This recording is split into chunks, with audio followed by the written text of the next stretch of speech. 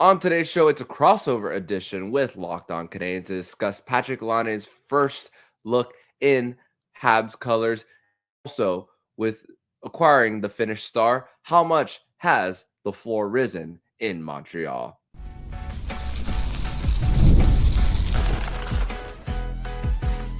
You're Locked On Panthers, your daily podcast on the Florida Panthers. Part of the Locked On Podcast Network, your team every day.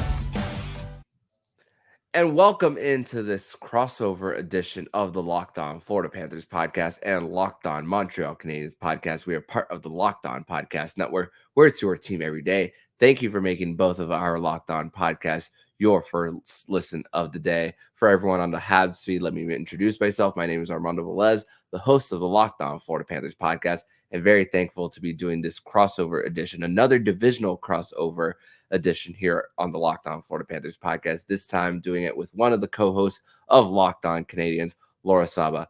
Laura, great to be connecting with you on another crossover, another offseason crossover that we are doing here. I want to first of all say thank you so much for having me on the crossover. I have a lot of questions for the host who's covering a Stanley Cup winning team as the Canadiens move closer to that. I really, really do appreciate the time. I did really want to quickly mention, though, for our listeners that Ian and I have prepared a tribute to Johnny and Matthew Gaudreau, and we have an extensive segment planned on that for our next episode. Obviously, at this time, I just want to share my condolences to the family, the friends, and the fans of these two young players who were, a young player and a coach, two young men who were so senselessly killed on Friday or Thursday evening. And I just wanted to say that, and we will be talking more extensively about that, but I just wanted to make sure that it's acknowledged right off the top of this episode. And we will be talking more about it. And I'm just so sorry for it. Yeah, and same here. And we will have a separate episode here on the Locked On Florida Panthers podcast, just talk about Johnny Gaudreau and what he meant to the world of hockey. And no easy transition here with this one, but Johnny Gaudreau's former teammate in Patrik Laine was traded to the Montreal Canadiens just a few weeks ago. And it's crazy to think that what happened with Montreal and the state of the rebuild, guys have taken that next step for them. Nick Suzuki took that next step, Yaroslav Slavkovsky, and now adding this to the top six with the Montreal Canadiens, projected to be on that second line with Kirby Dach and Alex Newhook. When you first heard about the trade for Patrik Laine, Laura, what was the reaction around Habs land? Everybody was elated. There were some pauses. There's always that guy that doesn't like it, right? But for me, like, what I really appreciated was that the Canadiens went really bold with this, right? And speaking of bold, there are his pants that I can't get over. Patrik Laine is such a character. But most of all, I think everybody kind of realized that Kent Hughes did this not just to be bold, not just to be out there, but really it was well thought out. It was researched, right? Like, they talked about how they spoke to the team, they spoke to Patrik himself. It was kind of a little bit unusual because the Columbus Blue Jackets allowed them to talk to medical professionals, people surrounding Patrik Laine. So they really did their homework. It's not just like a splash, right? It was a well thought out splash. And the key thing is, you mentioned, players taking a step forward. Kent Hughes mentioned this as a reward for the guys that have worked hard to get better. So from my perspective, it was a surprise, particularly since we'd heard in the media a couple weeks before that the Habs had absolutely no interest, right? And it's true that they might not have had an interest at that time, but Kent Hughes always knows. August, Kent Hughes always makes a splash, and this time it was a big one. I think this one, it's really going to change the trajectory of this team in a short amount of time. Yeah, and with Patrik Laine coming into the mix, multiple 40 goal scorer for him, and also what the Habs gave up for Laine, or the lack thereof of what to give up for him, which Montreal still gets a second round pick in it, and then there's a little bit of a logjam in defense with a lot of left-handed defensemen. there for Montreal. And then Jordan Harris, one of the guys going over there to Columbus, is going to get more playing time over there for another team that's kind of rebuilding over there for them. And then you think about just also the highlights, obviously, for the Canadiens are their forwards of guys who've taken their next step, but also veteran guys like a Mike Matheson being on the top defense pair and quarterback in that power play, and also Sam Montembeault getting an extension for him too. So it's also for me, looking at some former Panthers, great to see that they're taking their next step. And then also guys like Kirby Dach, who had a lot of injuries last year, was a top 3 pick for the Chicago Blackhawks, and now for him, hoping to bounce back after a really great first season in Montreal too, after going there too.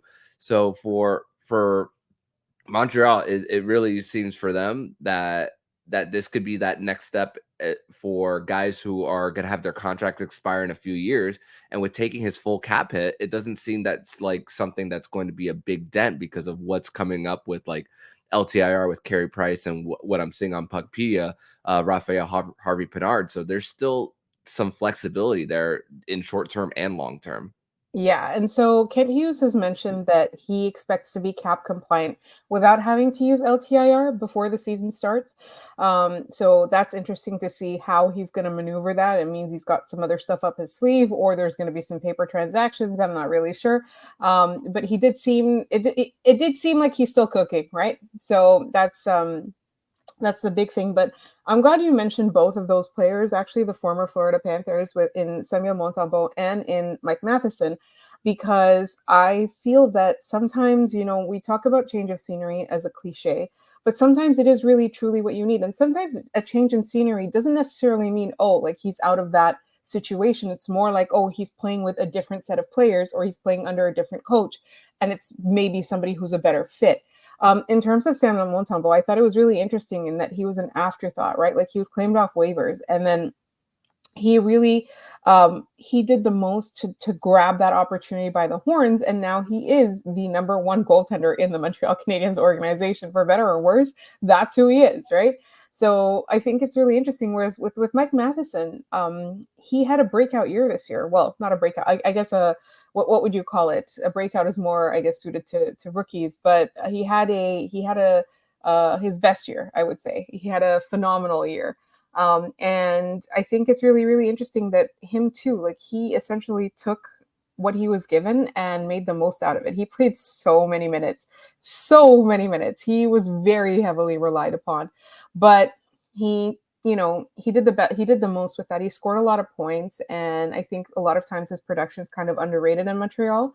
But Jordan Harris, to your point as well, he was a player that in Montreal, he was not going to get an opportunity to go any higher than 3rd pair, whereas I believe his potential is more 2nd pair. I'm not going to say he's going to be your number 1 defenseman or your number 2 defenseman, but your number 4 defenseman, that definitely is a possibility. So he really needed that opportunity to prove it. So it's a good situation for him. Unfortunately, what's going on there, it's going to be a tough year for everybody in Columbus. But I think the Canadiens, they ate the cap hit, so they got a reward for it in that 2nd round pick. Also, you did point out all these guys' contracts are going to be up a couple of seasons from now. Yes, when the Montreal Canadiens are like contenders, these guys might not be here, but the journey is for sure going to be fun. Like what they bring to the team, Laine, Matheson, even Samuel Montembeault might not be here. What they bring to the team right now is so promising, and it's so helpful for the young core that we do expect to be around 2-3 years from now.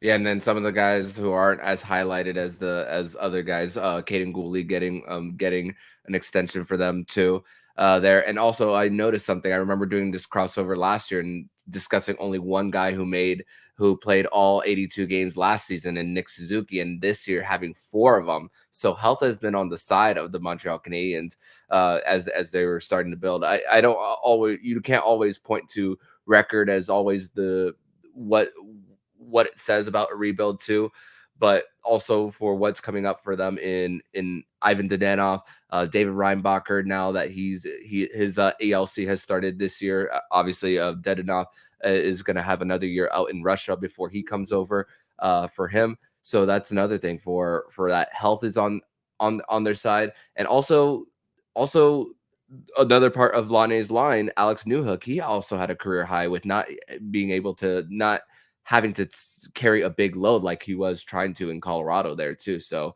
looks like that with what Marty St. Louis is trying to put together, Kent Hughes and everything that for Montreal, everyone is going to get a chance too. That's the great thing about rebuild sometimes.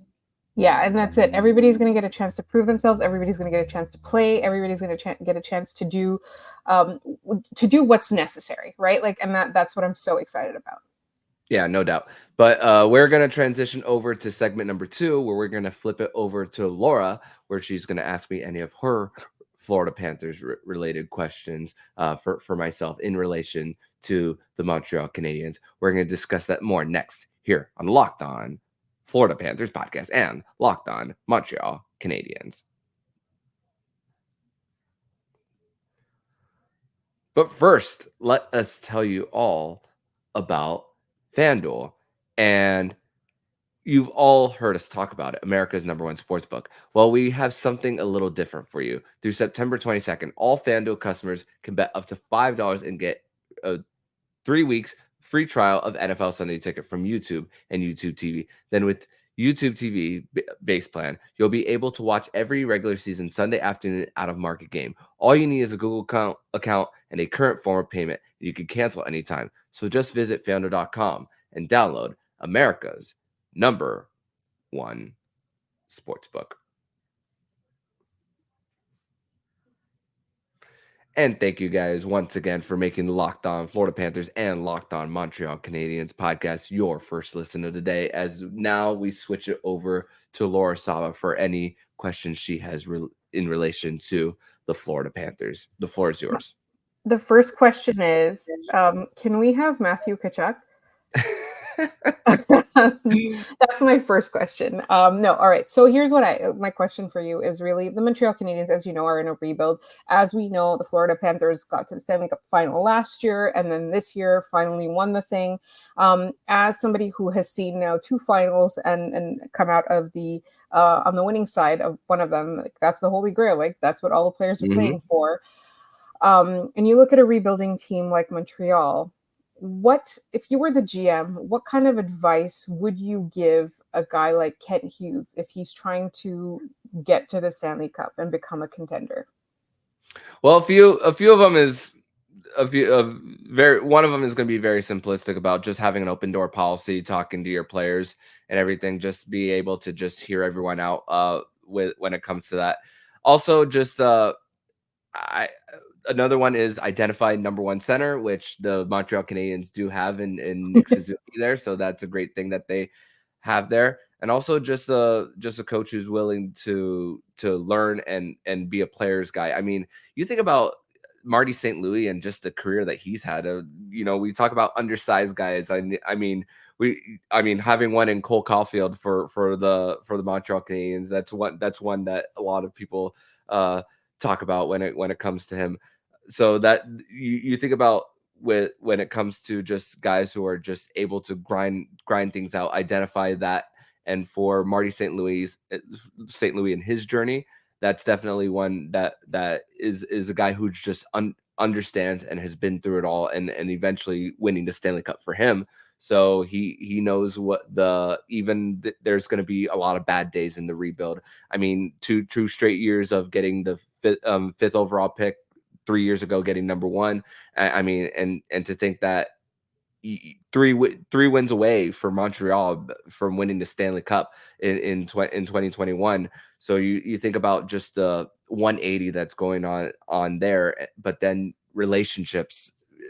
I mean, I know you guys spoke ad nauseum about Dominic Ducharme and the relationships or lack thereof there after the Stanley Cup final, and just how quickly things just turn south for them there. So it's just always be able to just communicate with your players. And also really it comes down to just getting guys on the cheap and getting guys who want to be there. Obviously there's guys on the ELCs, but also guys who are willing to take less to be part of a contender. But that for the Canadiens won't come until a little later. I mean, we saw it with the Florida Panthers with getting guys like Joe Thornton recently, even though it was for 1 year for them.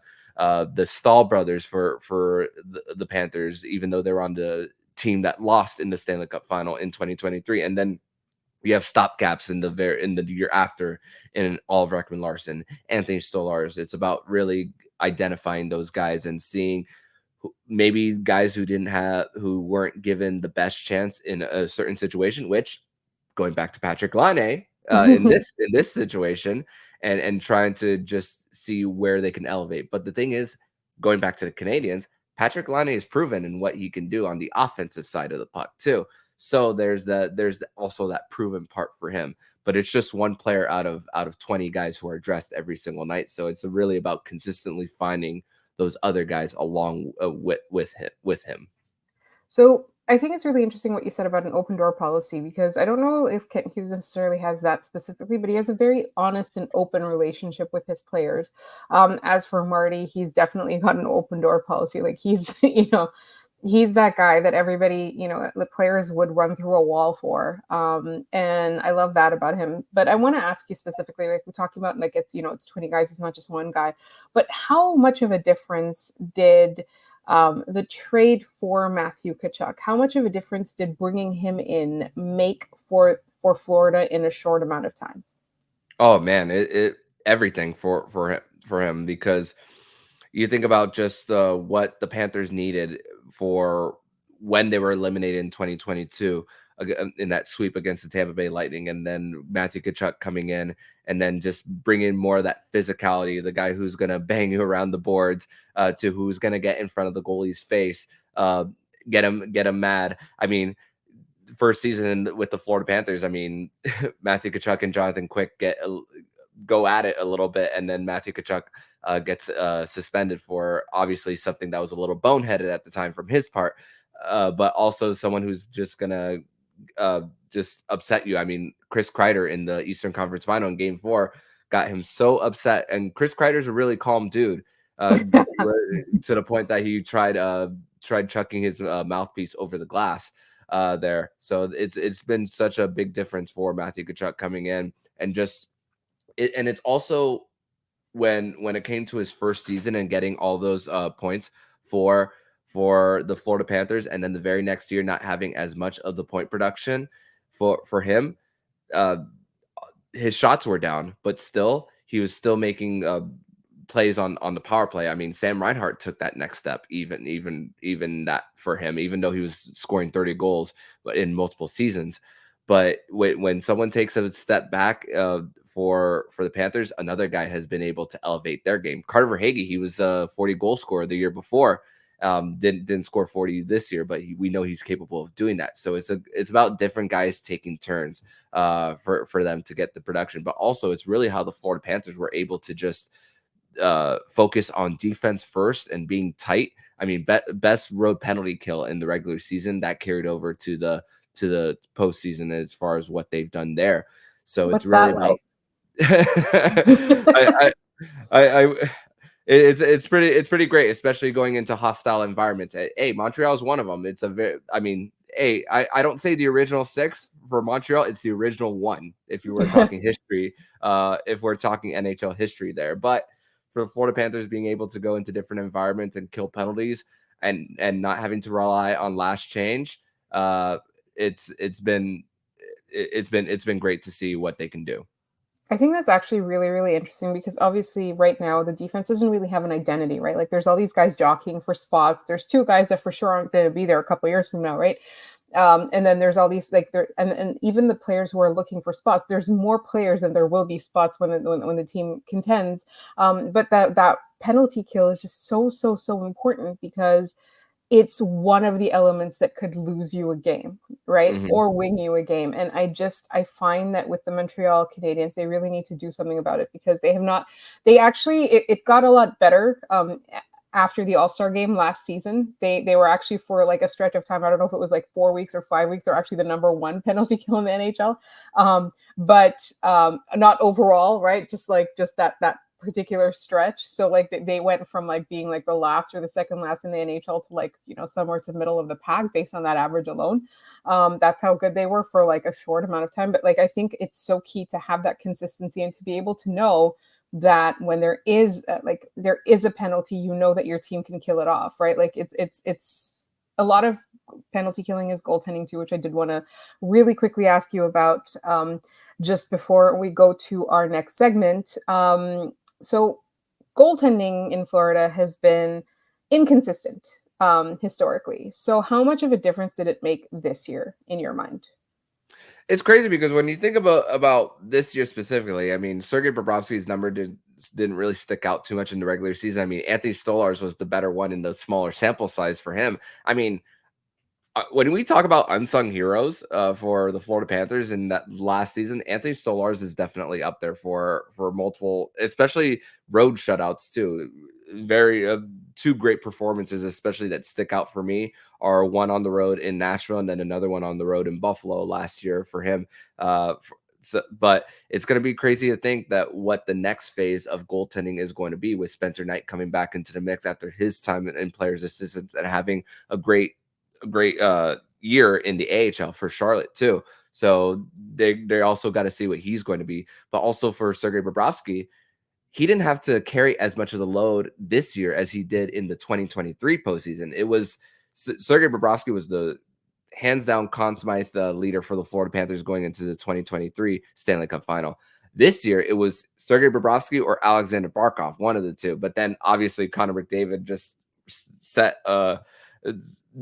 he didn't set records for the postseason, but he got into a certain echelon of 40 points in a postseason, something we hadn't seen in more than 30 years too. So for that, I mean, hey, the Panthers will take the cup, even though they didn't get a Conn Smythe winner for them. But for Bobrovsky, 2 more years left on his contract. Obviously, there was a comparison between him and Carey Price, the two biggest cap hits as far as goaltenders. But with Sergei, rough start for him in Florida, and then bouncing back and actually and finally getting the cup. And for him, doing it at a later age and doing it at 35, I mean, it's really satisfying. I'm sure for him to finally get his moment. Absolutely. And I think now it's time for us to move to our next segment where there's some predictions at play. Yes, and we'll discuss that more on this crossover edition of Locked On Panthers and on Montreal Canadiens. Third and final segment here on this crossover edition of Locked On Florida Panthers podcast and Locked On Montreal Canadiens podcast. Thank you once again for making the Locked On Florida Panthers podcast and Locked On Canadiens your first listen of the day. So, when obviously we spoke about a little bit about both of our teams, Panthers getting the cup, next phase of what's going to happen after that for them, Montreal going through their rebuild. So, there were some odds that I did look at for the Habs plus 2,200 to win the Stanley Cup for the Habs there. So maybe I should put some money on them. maybe who knows? But I was talking about this with Brian Fisher and Scotty Bentley of Locked On Red Wings. They spoke about not only the Atlantic Division, how hard it is, how the top part of it, but really how improved the other teams are for them. Obviously, I really like the direction the Ottawa Senators are actually going with their offseason. Buffalo still wait and see for them. Detroit is take a little bit of a step back, pay your guys that you have to now, and then reset everything in the offseason. And Steve Yzerman not committing to playoffs for them. But with Laine, and we spoke about the draft or where they were slotted in the last 3 years. So now with this, Laura, I got to ask you, what is the floor for the Habs this season? I think with trading for Laine, before trading for Laine, like I would have said easily middle of the pack, right? You know, that no man's land where you don't draft high and you don't make the playoffs, that nobody wants to end up there. But that's where I thought they would end up. But now with trading for Laine, I think Kent Hughes is sending a message, not just that, but also giving us an opportunity. He said he didn't do it for this reason, like to give an opportunity for a young defenseman. But we all know that that's what the consequence of this Jordan Harris being traded away thing is. I think the floor has to be wild card. I think if you ask Kent Hughes, he wants them to make the playoffs now. This is him being serious and saying, okay, it's time to make the playoffs. How far they'll go in the playoffs, that's a big question. I think really, we've been debating on our show, and our listeners have been really upset with us because we said we'd rather have a top 3 pick than a 4-game sweep in the playoffs. Some people might prefer that 4-game sweep in the playoffs. And I don't know, with the Panthers, it was only 2 years away from a Stanley Cup. So, for me, the floor is wild card. Whatever happens after that, I think the expectation for the Habs is they are going to seize a wild card from, obviously, they're expecting that Detroit's not going to go much further. Buffalo's not going to be that much of a threat, right? They're really competing with teams like Washington or the Penguins, or even, I'm going to say, Ottawa. But I like what Ottawa's done in terms of their goaltending, but I don't really think that they've really transformed their lineup all that much. Whereas with the Canadiens, they made one move and they've transformed their lineup entirely, right? That question of depth there, and obviously assuming that Kirby Dach stays healthy and Patrik Laine stays healthy, then it's got to be the wild card spot. Yeah, and I think of in the example of the Senators, the fact that they have GM and coach in place. Now it's just for them.